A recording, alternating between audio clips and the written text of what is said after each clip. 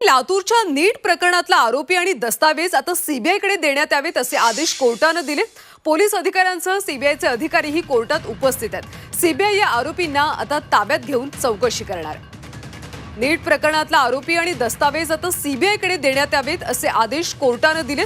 Police अधिकाऱ्यांसह सीबीआयचे अधिकारी देखील कोर्टात यावेळी उपस्थित होते। सीबीआय या आरोपींना ताब्यात घेऊन आता त्यांची चौकशी करणार आहे। या संदर्भात आढावा घेतलाय आमचे प्रतिनिधी वैभव बारकुंदे यांनी।